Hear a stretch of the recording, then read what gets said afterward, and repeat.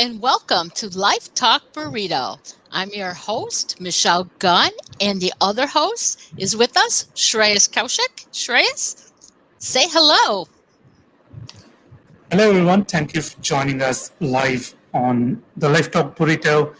A bit of an internet connection issues, but I think we will be able to pull it off because you wouldn't want to miss what Lynn, our special guest, would like to share.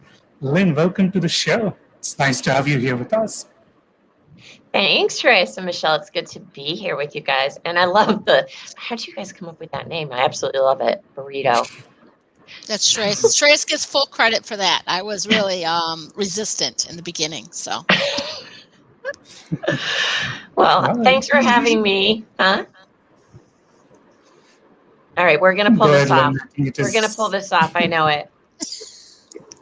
You know what? We don't have to be perfect in this world. We just have to kind of just be ourselves. This is let's keep it real. So Absolutely. I'm Lynn DelGaudio. I am a recovering corporate pro turned speaker, author, and health coach. And I take my life experiences, specifically through the healing journey through TBI and the strategies I learned through that healing to help others find increased purpose and peace and decrease stress and just lead a more deliberate, purposeful life. And we lost you, Michele, but we got you back. That's what matters. Did only I disappear? Yeah. That from my is very perspective. interesting since I'm the one broadcasting and I'm the only one who disappears. But hey, but I like the fact that I at least heard you say we don't have to be perfect. So awesome. I just want to we know, even though you're probably cutting it off, but I do know that you will be there in spirit and will be able to pull it off successfully. I want to remind our participants in the audience to go ahead and say hello, tell us where you're from, and if you have questions, drop them in the comments. Yes, the audience have started to show up. So just a reminder once again, so if you see either of us drop out, it's okay because we can still hear each other. And Lynn, so just don't bother if either of us drop out, or even if you drop out, we'll just repeat the question and get you to answer one more time. So on that note, some of the topics that we will be discussing is quite important, and considering March is the TBI Awareness Month. So TBI stands for Traumatic Brain Injury, and we will be asking Lynn to share her journey of how actually she got TBI, what's her recovery like, and eventually how coaching is helping many people out there to gain that confidence and own it and start making the positive changes. So Lynn, back to you. So what is TBI and what is your journey with TBI? So I just want, Elio mentions Paul S. Rogers. Oh, yes, for sure. Very good friend of mine, Paul Rogers. And if you guys haven't connected with him, I highly recommend you do, because he's just a wonderful person. And we have very similar experiences with respect to our brain injuries. It's different in how they happened, but very similar things that occurred in the mind going through our healing. So mine, and the TBI is any blow to the head, and it can be just every TBI is different. A lot of people out there have been like, well, I don't understand because I just hit it, didn't even hit it that hard. It really doesn't matter. Every person is so different. And there are many types of brain injury other than traumatic brain injury. There are many, many types of brain injury that are so misunderstood. And truly, we are still just in the infancy of understanding TBI and understanding how to care for TBI. And, I'm doing a lot of work with NAMI, the National Alliance on Mental Illness, this coming year, because they're really expanding their scope to do a lot more with TBI. And a lot of the things, it can be very isolating. And in my case, I didn't have a caregiver because I was new to Raleigh, and so it was just me and my dog. And when you've got a traumatic brain and spinal cord injury, think about how I don't even know how I got through it really on my own, other than I did ask for help a lot. Um, but my injury was, I was at the gym. I had just finished an 8 mile or so run, and I sat down at what they call the lat pull down machine. So you sit on a bench, and there's a metal bar above, and then there's a pulley system, and you load the weight, and then you pull the bar down. So I had about 80 pounds loaded. And in one of the pull downs, the whole system snapped. So that bar came crashing into my head with a force of 80 pounds. It twisted and rotated my axis. So I had a neck injury, which I just last year finally got about as straight as I'm going to get, because I was still off about like 5 degrees. Um, and then the impact, you can imagine that impact in the seated position. Think about the spine. It's just trying to hold you up. It created this hyper shifting in the low back. And then that shifting created the formation of a synovial cyst on the spinal cord, which had all sorts of implications. So it took me up till this. I mean, I still have symptoms to this day. But I had every symptom in the book. You name it, I had it. Blurred double vision, stuttered, stammered speech. Memory was shot. I didn't know where I lived, who people were, my friends, relatives, whatever. I knew my dog, that was for sure. Was a fall risk for many, many months. Vision and vestibular systems out of whack. It took me a year to get my vision back. I still have problems with dizziness, and sometimes I may even do it while we talk here. I'll still just did it stutter a little bit. And I'll still sometimes, when I talk about the injury, I may even get symptomatic with some slight nausea and dizziness just for a moment. It's because the body remembers, and it just reacts. But for me, what helped that whole healing process, the very first thing that I learned was that, hey, from Finland, awesome. The very first thing I learned, because I was new here and I worked remotely. So the company I worked for was a couple hours south, and my family was up in Connecticut.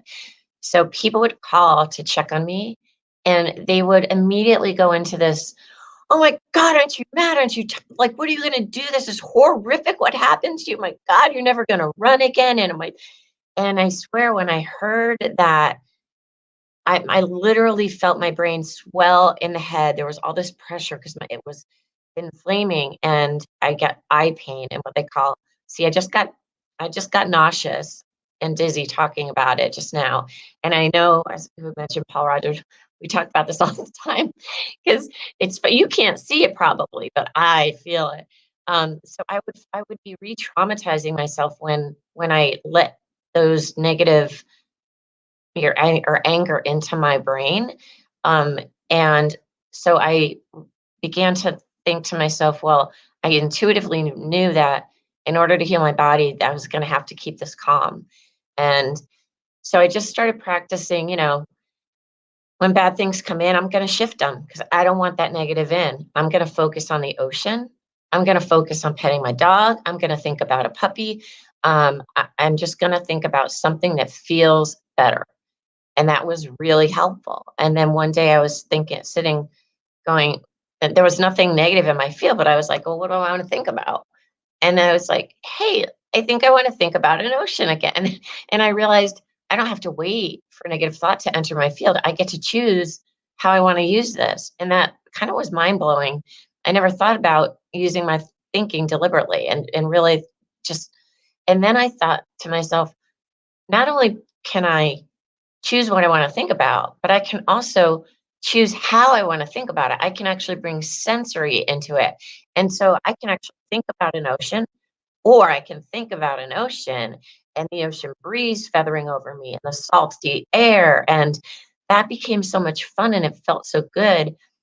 And so that was just like then I just started creating these little exercises. And someone said to me one time, thank God you were doing the rear pull down, not the front, because you might be dead or it would have been way worse. And I thought, okay, maybe that's not the most helpful conversation, but you know what? I'm going to sit in appreciation for that. And then I was like, well, what else am I appreciative for? Because to me, I hadn't yet understood the extent of the injury, because this injury was keeping me from understanding the extent all the way down the spinal cord. But I just started practicing appreciation. And so that felt good. And I was just like on a mission to doing things that felt good. So out of that, I created this entire framework that I was just following the communication system between brain and body. That's all I was doing. That was it. But later, 3 years later, did I realize that, wow, this stuff is actually based in neuroscience. There's actually science behind why what I was doing was actually having such a profound effect, not only in my healing, but when I went back to work 6 months later, and by the way, I didn't even remember how to do my job, but my boss recognized, he's like, you're so happy and productive and steady. And what are you doing? Like, he wanted to understand what I had been doing, because I had created this program that I didn't realize I created. So we all have that power within us, but we've become kind of so separate from our own bodies and kind of our own power that we forget. We forget. That's kind of that it in a nutshell. Thank you, Vado. So first of all, Lynn, thank you so much for sharing your journey, because we both appreciate the fact that you're recounting those experiences, and certainly it is not so easy to relive those moments. So full appreciation to you for coming forward and sharing the story, so that it might inspire someone else who is listening and who might listen as well. And one thing that really caught my attention was when you said about changing your perspective, having that attitude of gratitude and not spiraling down the victim mode, which is quite difficult to do, but you made it sound so easy. So how did that happen, and how did that come about? Well, I'm going to be real honest with you guys, because it wasn't easy all the time. And I have been an overachiever my whole life. But I will tell you, one thing I really suck at is suicide. I absolutely suck at it. Thank God, because I'm here to talk about it. That cyst on the spinal cord, it created like electrocution, like shock into my body at a level of pain that I wouldn't ever think or dream a human being could endure for 20 seconds, let alone 18 months. Unbearable, unimaginable pain, unimaginable pain, to the point where, it sent me into the ER and I was shrieking because it would hit and it would just like, I had no reaction. There was no time to react. And I would just scream and I would fall to my knees. And then I would get up and I was completely out of breath, because it felt like I had just run 2 football fields. And I would catch my breath and I would hit again and I would scream. And it was no way to live. And so they had me on these drugs, and at like 1 tablet for having once or twice a day. And that stopped working after a couple weeks. Then I said up it to 2. That stopped working. Up it to 3. And I said, that's it. That is it. I am taking these pills. I'm going to grab a bunch of wine and I am done, because I was feeling like an 88-year-old operating at 5 or 10% capacity and 30 specialists, and no one could help me. And that was it. I was done. And I woke up the next day and I was like, huh, really, God? Really? Come on now. Now what am I going to do with this? So I had to do something. And I was like, my spirit is not giving up on me, so I cannot give up on my spirit. And I was like, I'll be damned if this isn't the day that I find somebody to help me. And it was. But now to answer your question, I know that was a circuitous way of coming around.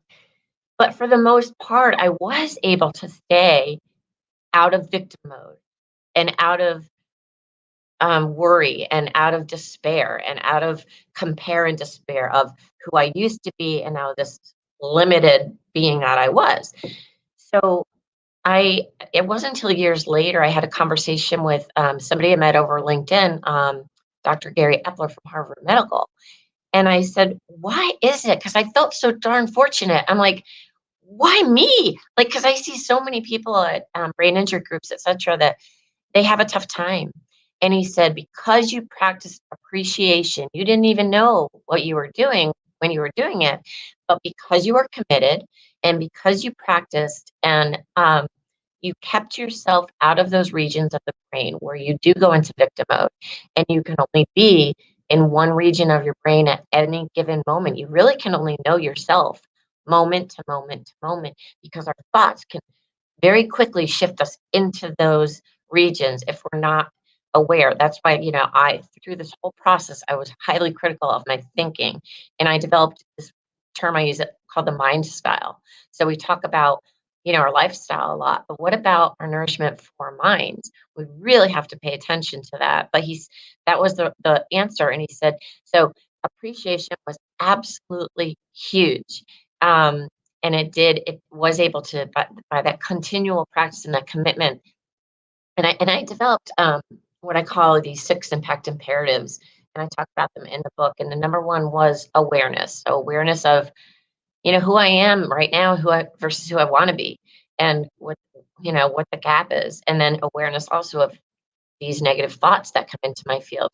Gaining awareness was huge. Practicing appreciation was huge. Being committed, like so committed to healing, that was huge. Learning about things that were going to be supportive of my end goal was incredibly important. And then practicing and repeating those. And then the last thing was, when I had this intention of becoming whole, I had to really envision it in full sensation and attach an aligned emotion to that intention, so that created a memory in my body as if it already happened. And again, these things just felt intuitively good to me. And later, when I recognized the neuroscience, I just became like, I was thirsty to learn more. So those imperatives became the framework really for my coaching. Sorry, I talked too long there. Get really excited.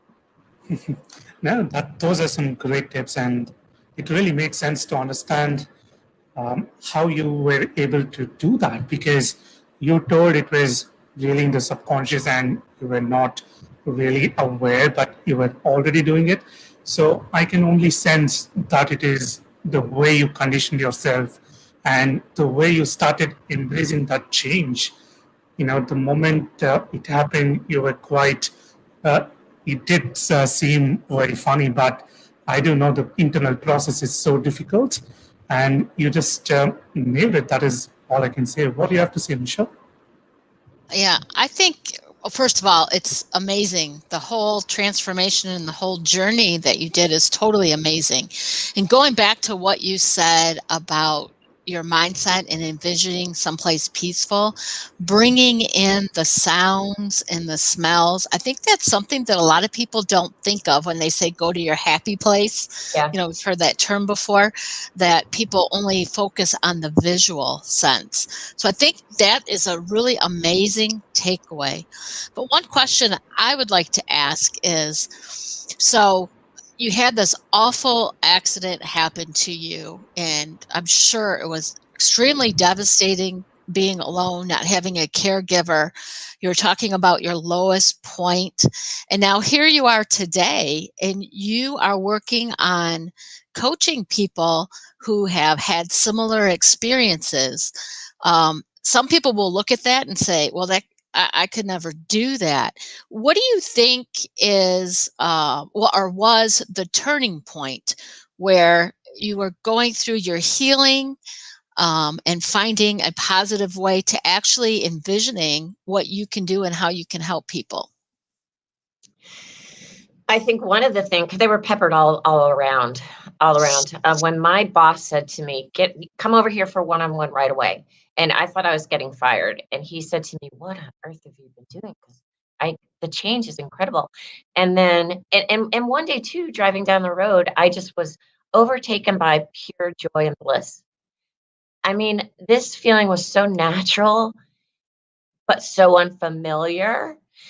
But I knew it was how God intended for us to feel. And I recognized that I had done it. and also what I had done by challenging my thinking, I closed that gap between this personality, Lynn, that I had created over the years of my life, and the core spirit that I've been pulled away from year after year after year. And that's where the power was. And that was really one of the biggest aha moments. I was like, if I can feel this good, anybody can. Now, two things, what you just said. I tried never to attach any meaning. When people were like, this is horrible, this is, in my mind, I was just like, no, this is just something that happened and I'll get through it. You know, I mean, over time, I had a tough time keeping that mindset, but we have so much suffering in our lives because we attach meaning to things that are inherently neutral. And we have to really pay attention. When we attach a negative meaning to something, no, no, no, we're getting into those regions of the brain we don't want to be in. But also to your point about having no family, I think that was a blessing in disguise, to be quite honest, because caregivers, very well intentioned, they don't know what to do. And they may be saying, like when people will call me, what are you going to do? And did you do this? And did you do that? Oh my God, like I can't this needs to heal. And I need to be I was in like a forced meditative state for weeks. And that was probably one of the best things that could have helped me in my healing. So I think there's a lot, and like whoever mentioned Paul Alu, in Paul's case, that was a incredibly traumatic thing. And if you're a caregiver and you're witnessing your loved one go through something like that, you can even walk away with PTSD yourself. And so the caregivers have to have their own care. And so I think, people do say, and I know, people probably who buy my book probably want to throw it in my face, a few of them, because they're like, well, good for you, but it'll never happen to me. I don't know, if you've got that belief system that is so strong, you're probably right. You're probably right. Yeah, makes sense because in the end, it's all about what you believe and what your mind believes. And these two, quite often, we find are totally different and sometimes on the opposite poles. But in your case, fortunately, or I don't know if you really intended that to happen, I think what your mind wanted and what you want were in close alignment, which helped you make that change really quick and also to sustain that for so long, because I know for sure I've had my own share of experiences with surgery, so it's not easy at all to be constantly reminding yourself to stay positive, to stay motivated, and to make a full comeback. I mean, you coming on video, sharing the story, and holding your composure, I think that really speaks the way of trained yourself, and it only makes sense for you to use that, create a good coaching program. And also, I've started reading your book, which speaks about that 6-step strategy, if I remember it right, which we will be touching it in a short while. But before that, now we've spoken about your journey with TBI, the way you recovered. And there's one other thing that I see in you over our past conversations, which is having fun. So, what is your way of having fun, and how do you bring that element of fun into whatever you do? Having fun. Well, that's the whole thing. This process, this is going to sound really bizarre, you guys. This was fun. I mean, yeah, there was a lot of pain involved. There was a lot of it, but this journey was fun. And when it stopped being fun is when I put it down. And writing my book was fun. And when it became a chore, I put it down. I mean, I was that committed to, if it doesn't feel good, I'm not doing it until I get to a place of, I feel like I've healed. Until that point, I don't care. If it's not feeling good, if it's not like bringing me my highest excitement, and you were talking about, being in alignment with that future vision. So it took commitment and it took dedication. But all these things that I was doing, I didn't know at the time, because of that commitment and because I was practicing incessantly. I was rewiring my neural pathways. I didn't know I was doing it, but that's exactly what I was doing. And I was creating an energy state that was more in alignment with what I wanted, how I, so, um, and people who know me pre and post injury, they say, wow, that was the best thing that could have happened to you because you're such a much better person now. Um, okay. I probably had a way different energy about me.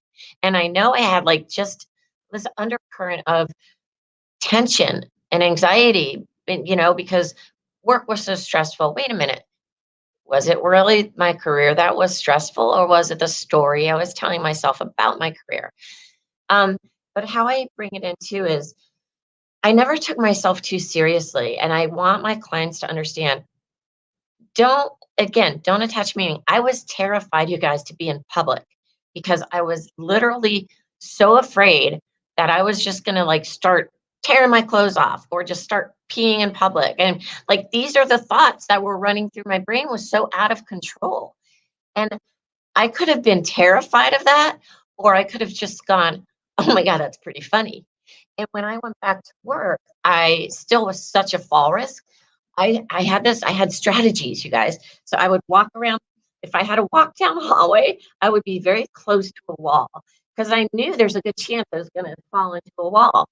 So I didn't want anyone witnessing that happening. So I would always have a stack of papers with me. And then when inevitably I'd fall to a wall, if anyone was walking down and they watched and saw me, I would go, oh my God, I just found this bad mistake in my report. I was just bringing it down to Rocky's office. Oh my God, thank God it took me off balance. And, so like we have to laugh at ourselves and we can't be too hard on ourselves because, life is experiential and everything is important, but nothing really matters. And just keep a lightness about yourself if you can.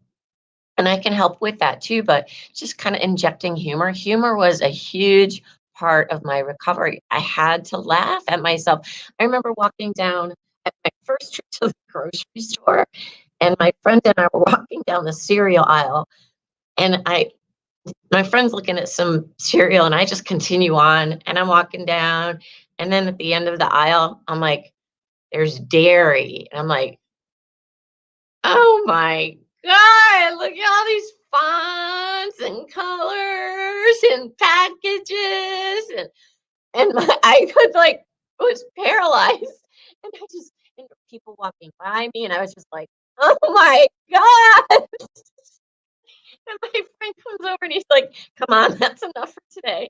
And so, and then when I was able to actually go out in public and where, and I shouldn't, the first time I attempted to go out in public and it didn't go so well. My sister was down visiting and she and I went to this restaurant and we sat at a high top and this woman comes over and she's like, oh my gosh, where have you been? And I'm like, I'm sorry. I mean, this was like 8 months later, 10 months later, I go, I'm sorry, I had a brain injury and she's like, Lynn, it's Karen, duh, like I knew this girl. And she was very gracious about it. She was very kind about it. Um, and then I got really dizzy and I had to leave. Things like that, it's just part of recovery. And don't attach a negative meaning to it because then you're increasing your suffering. And so I just really had a laugh. And so yeah, it's a part. We want this to be fun. We want life to be fun and we want everybody's journey to be positive, right?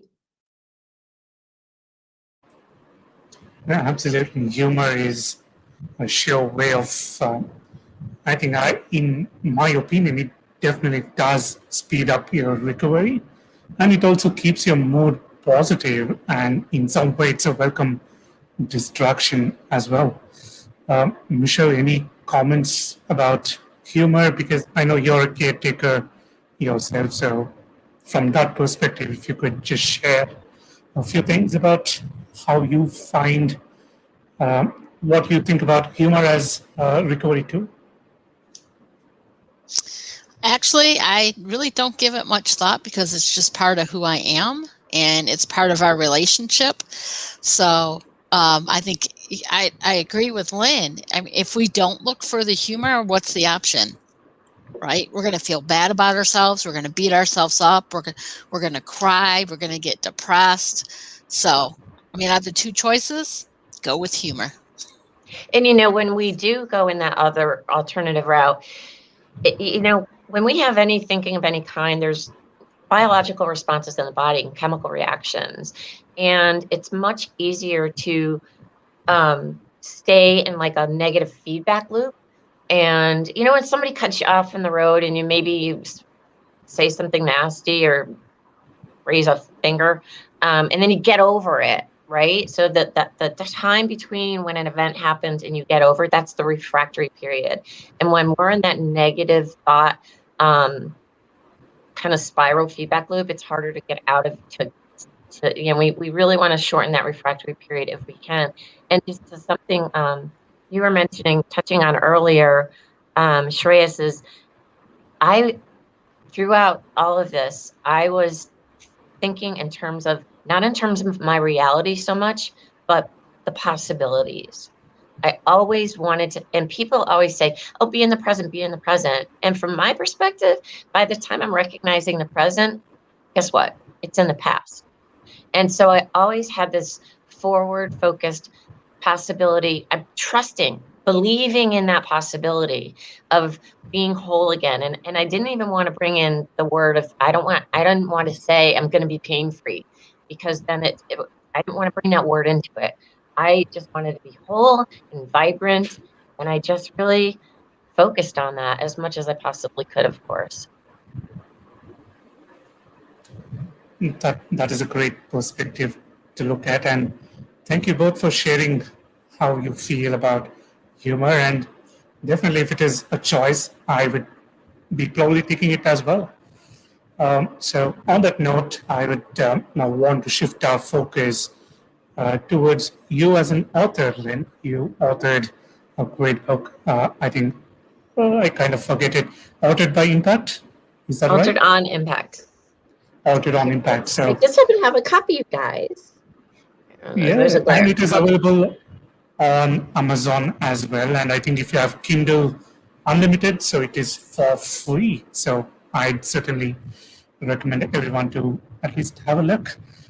So coming to your book, how did that happen? What prompted you to write about your experience? And from what I remember, you shared a little while earlier, probably the last week when we had a conversation, was people started judging you that you were not an authority, you were not a surgeon, you were not a neuroscientist.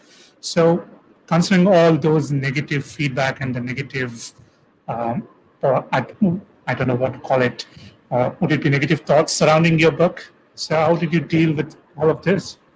Yeah. So when I realized that there was neuroscience behind, because when I came through this in such a positive state that I'd never experienced before, and I felt like I had a purpose, but when I saw there was neuroscience, that was when I was like, I have to do something. I have to help people.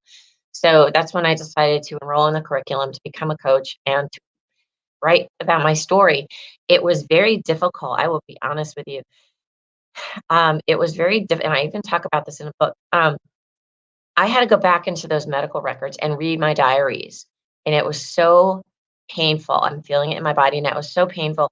It was like I was reading somebody else's story and going, "Oh my God, this poor person, like, oh, what?" And hadn't even thought about what I had gone through and the pain that I endured.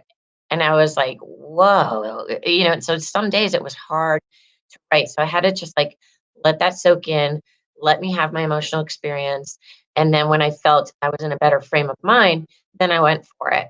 Um, so that was one kind of, and then even when I was writing my story, I had this chapter where I was talking about me going back to work and all the challenges. And then I couldn't write after that. And I'm like, wait a minute, I'm having such a mental block here, a writer's block. What is happening? And I realized that I had just been writing about work, and work had historically been such a stressor that was blocking me from moving on. So I had to deal with that. But yeah, to your other point, one of the first podcasts I ever did, um, and right out of the gate, the first question was, well, does it bother you that you wrote this book and you're not an expert? And I was like, well, thank God I've got some good self-esteem here, because that could have easily derailed somebody. And it was kind of a silly question in my mind. I'm like, well, no, it doesn't bother me because I am an expert. I'm an expert in my experience, and who better to write about my experience than me? Like, duh. No, I am. And how do you think experts get their information? From people who've had experiences. I mean, so to me, it just didn't even make any sense. But I will tell you, people with TBI, sadly, do face discrimination.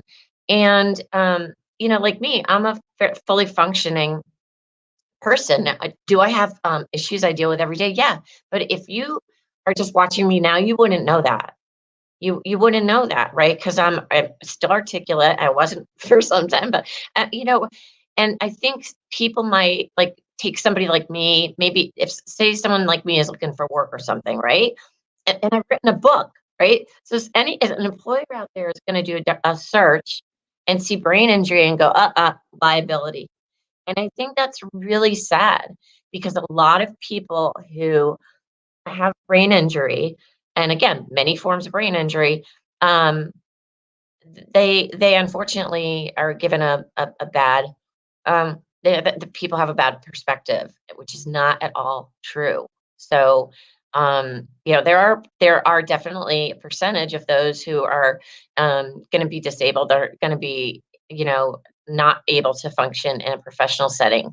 But there are many of us who can. So if anyone out there is, and I feel bad. It's just I'm not really sure what we can do about that. I have done a couple posts on LinkedIn inviting HR people to please let's have this conversation. And I'm not having a lot of success. So I'm going to try a different approach to that, and maybe reaching out to somebody on SHRM. But yeah, it's a struggle. It definitely is. And I think what you're doing is really great. The only way we can fight this insensitivity, I wouldn't call it injustice, probably might be a strong word for some, but I definitely find it being insensitive, because seeing you, if I didn't know your background, I wouldn't really, make out that you had TBI and you were on the path of recovery, and you still, do great. You have this composure. You're not so easily distracted, because that is one thing which is a common symptom, which is distraction. But I can see you concentrate well, you pick up on our questions, you share your observations, your speech is not, you don't stutter, so your speech is clear. So that shouldn't make for any ground for a rejection. So the only way I think we can fight this is by bringing more awareness and Yes. giving people like you a good platform to share your voice. And you're doing great with your book, but I think it's still, the book doesn't really showcase you as a person. So it is only possible if we get you on shows like this, if we give you an opportunity to share your voice either on a podcast. So I think that would be really great if people, especially HR and those who are associated with various organizations, if they could come forward, collaborate with you, I think that would be really great. Anything you would like to add, Michele, before we proceed towards understanding Lynn's style of coaching? Yes, I think that your approach of approaching HR is an excellent way to go, because I believe that the biggest issue is ignorance. And any time that we deal with something like this, people just don't understand because they don't know. They don't know what it's like. They don't know what the causes are. They don't know what the reactions are. They don't know how it affects people. They don't know how to help. So educating is huge, and reaching out to people, that is definitely the way to go. I applaud you for doing that, and I sure hope anybody who's listening, watching live, going to see the replay, maybe some of our recruiter connections can also find out so they can help spread the word that there is some education around this. And Lynn really wants to work with people to understand it. So thank you so much for taking that step forward, Lynn. Yeah, thank you. And you know what, too? I could be a tremendous resource for HR because people get brain injury every day in corporations. And if early on I can really help them with especially mild to moderate, severe, I don't know, might be a little bit out of my wheelhouse, but especially mild to moderate, I can get them started on these lessons and strategies early on, and I can help the employer understand. And you know, hey, I'm talking to you and I know like you can't tell the difference. I'm dizzy all up in here, you know, and some days I actually have what I call brain blip days where I feel normal from the neck down, but up here, like you might say a sentence and I'm like, I hear every word, but I can't make out. So, you know, you have these days here and there, but don't we all? We have our sick days, we've got our mental health days. It's just that, you know, there are people out there who've got other injuries and illnesses, and maybe their back's going to be out one day, and you're going to give them that. It's just a different type of an injury that people deal with. It shouldn't have the stigma around it. So thank you for that, Michele and Shreyas. It's a pleasure to have you with us. And I think you know what our next question will be, which is to have you speak about your coaching methodology and how did you come about it and who is your target audience?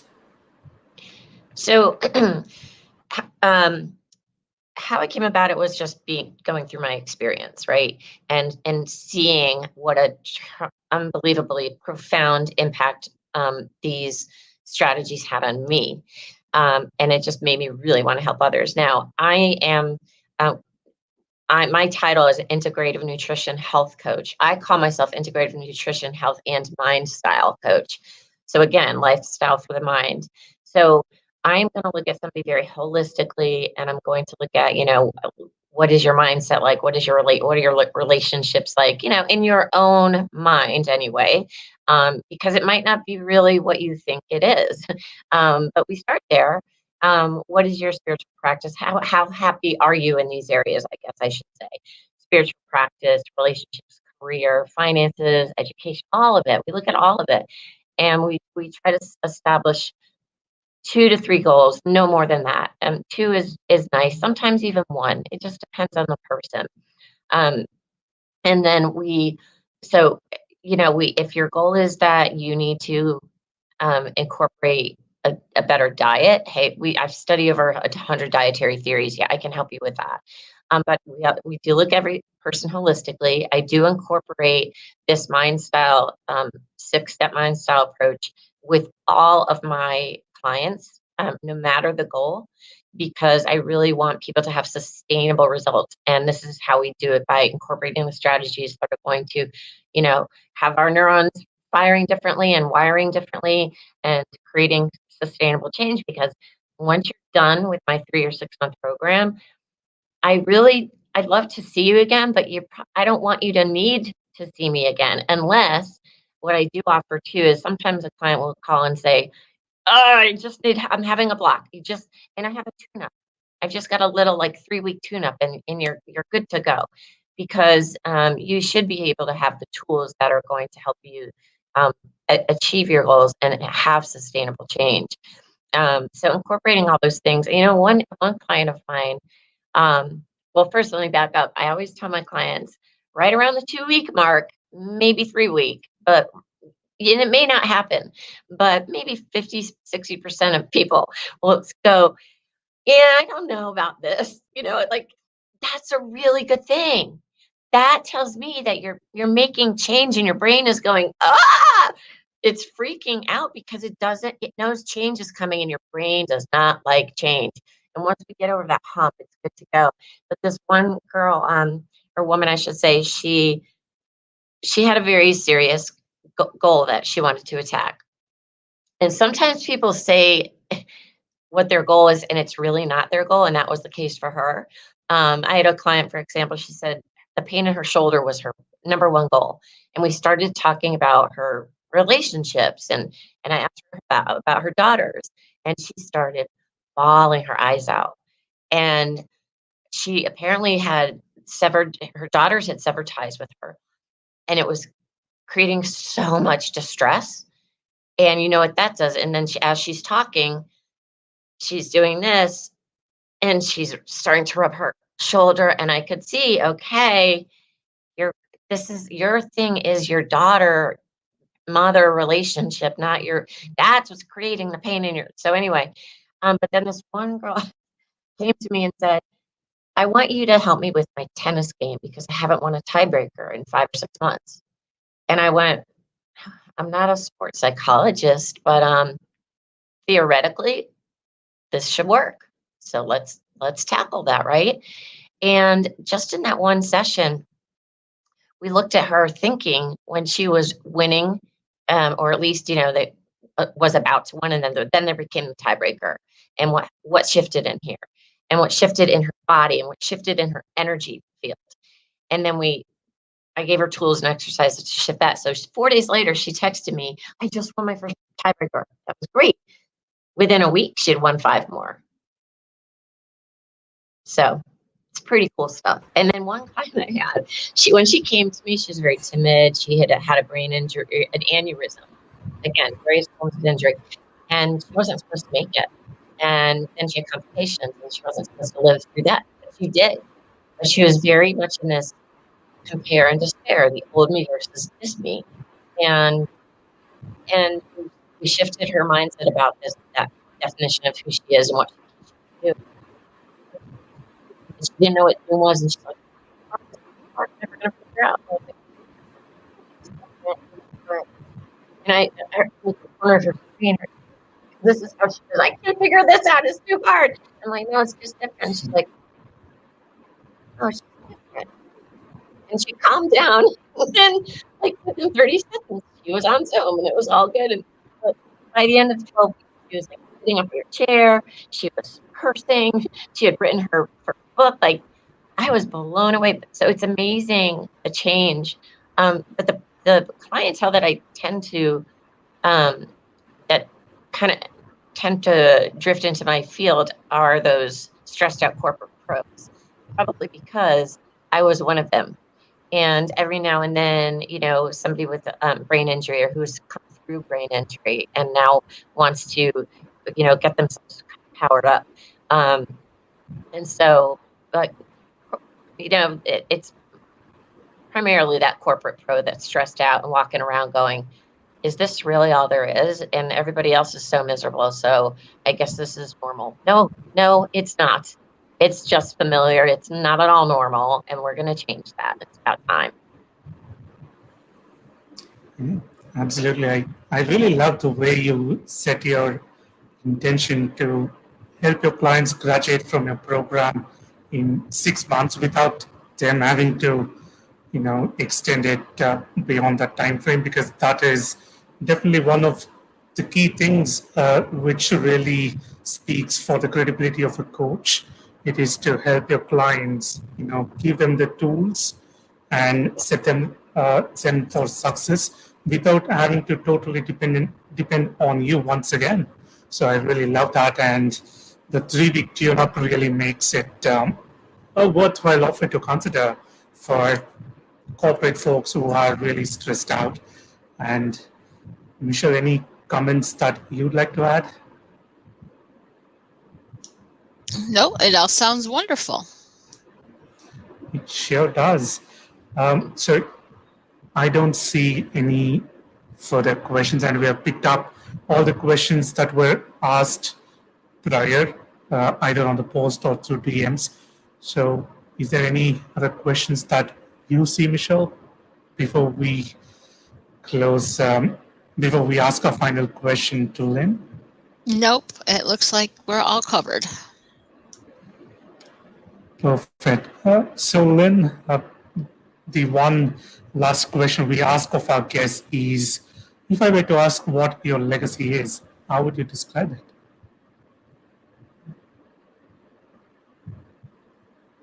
That hopefully I was able to raise the frequency of enough people that they went out in the world and raised the frequency of more people that went out in the world and raised the frequency of the collective.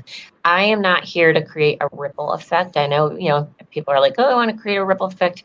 Screw that. I want to create a damn tsunami, tidal wave of well-being. And the world is so stressed out right now, and we cannot normalize the level of stress that we're under right now. We cannot normalize it. It's not normal. So I want to create, I hope that I am one of the ripples in the greater wave that you're doing, that both you guys are doing, that are going to help create a tsunami of health and well-being. I hope. That is lovely, because no wonder we got to connect, because what me and Michele always talk about is raising the consciousness of this world one person at a time. And that is what we want to do. So start impacting one person. Doesn't matter how much time it takes, but in the end, as a collective effort, it will definitely create the tsunami you just mentioned. So thank you for sharing that. And as a thank you, I think our previous guests and those who see live know about this. So we offer you the chance to take revenge on us by asking any question. It need not be related to a particular topic. So you can ask either me or Michele any question that comes to your mind, and we'll try our best to answer it.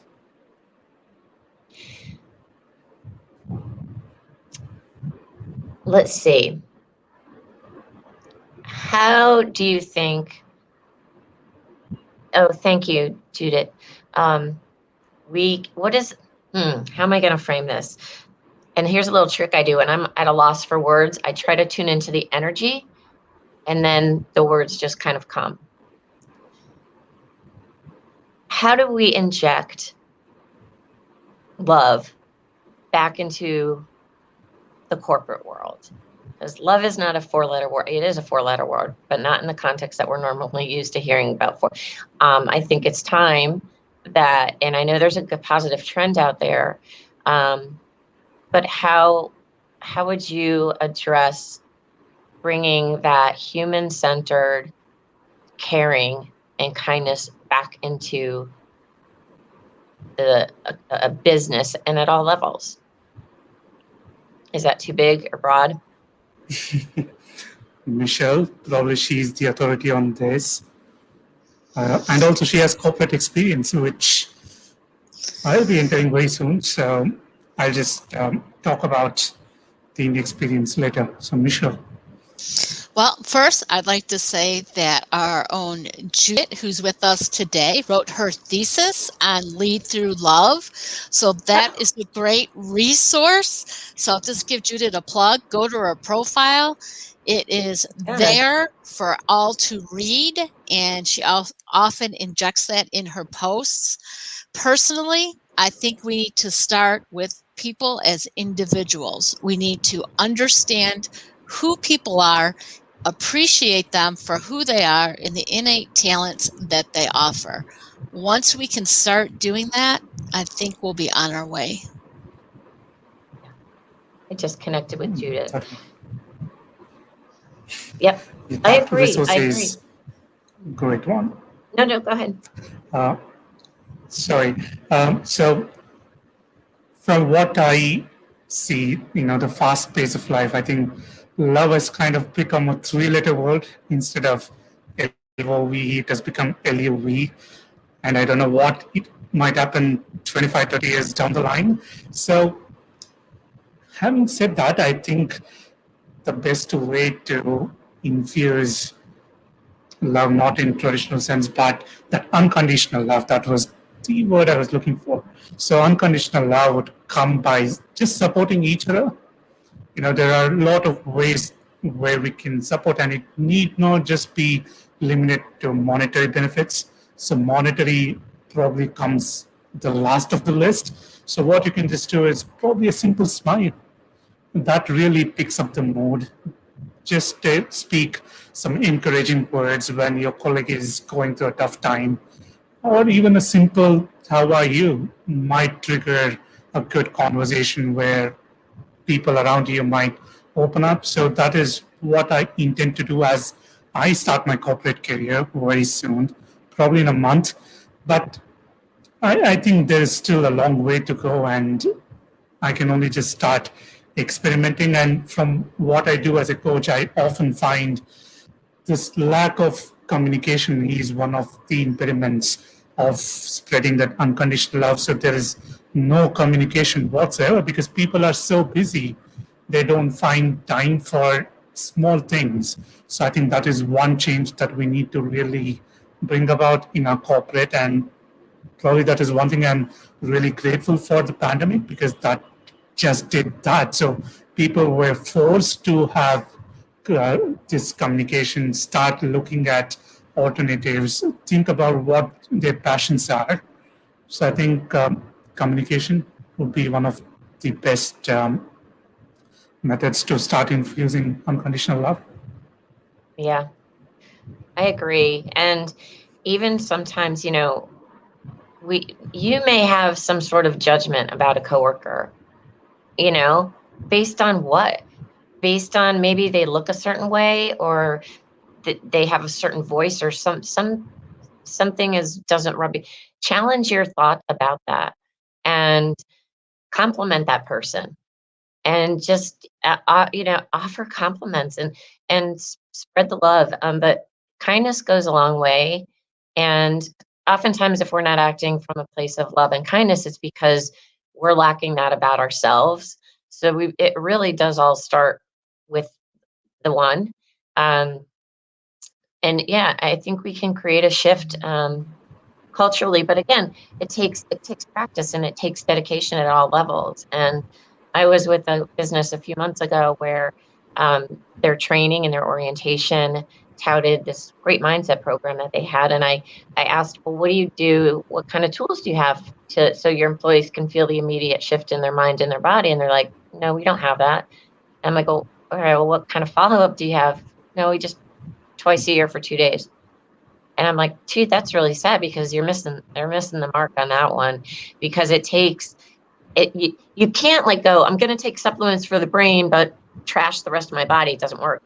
And so if you think of like the C level is the brain, and the base employee base is the cells in your body, you need all of it. It's all holistic. It's all interinfluential. And so you need the buy-in at the top for sure. But you have to include everybody, because you can't send a signal when, oh, we're going to go have this leadership retreat with just these 5 people, 100 people, whatever it is. Why? We're all leaders. We are all part of the greater organism. And you have to trust that those cells in your body are going to do the work for the greater good. And that's in the best interest of the greater good of the organisms. And if they're bad cells, you either have to give them nourishment or they go. But if you look at an organization as a human body, there's a lot of parallels. I'm sorry, I'm getting off on a tangent. I know we got to wrap up soon, but I think you're right. But if we start with kindness, if we're kind to ourselves, and if we truly get to a place of self-love, you can't help but have love for everybody else. So it all starts with us. Well, it definitely does. And thank you for sharing about showing a little bit of kindness and compassion to ourselves. And I just want to remind our audience about how intention and energy can work. Just before we started, Lynn, if you remember, we set this intention to share the energy and just make that intention that internet will stay stable. And we probably aimed at 45 minutes, but we are almost at the 1 hour mark, and we didn't have any interruptions. So this is a very great example of what setting the right intentions and coming up with that positive energy can really do. It might be a coincidence, it might not be, but I certainly like to see that as a great example. Yeah. Michele, closing comments? Well, I think that this has been a really great episode, and I think a lot of people will be eager to, 1, get your book, Lynn, 2, to connect, and 3, to read your content. So would you like to tell everyone how and where they can find you in your book? Yeah, so you can find me. I'm pretty active on LinkedIn. Trying to get more active, but LinkedIn is where I hang out the most. I am on Facebook, trying to be more active there, but LinkedIn's the best place, or my website, which is just lynndelgaudio.com. Just my full name as you see it there under my face, lynndelgaudio.com. And my book, again, Altered on Impact, is on Amazon. It's on more. It's on other places too, but that's the best place to go. And yeah, reach out, connect with me on LinkedIn, and connect with me on my website. And I would really love to hear people's perspectives on this. Yeah. Thank you. Thank you so much, you guys. Thank It's you. been fun. Lynn, it's been a pleasure to listen to you. And once again, I admire you for showing up here on live, on video, sharing your experiences and your journey. I sincerely hope, and I know it will impact at least one person today. It might be a person who is watching this live or who will watch the replay either on LinkedIn or when I post it on YouTube. And please do connect with Lynn. She is a very nice person, and you will know that it would be beneficial for you as well. So on that note, we will meet you again on the next episode of the Life Talk Burrito with another special guest who is considered to be a great expert on stress management. So that should give you a good clue. On that note, we'll see you next week. Take care. Thank you. Bye, everyone. Thanks, guys.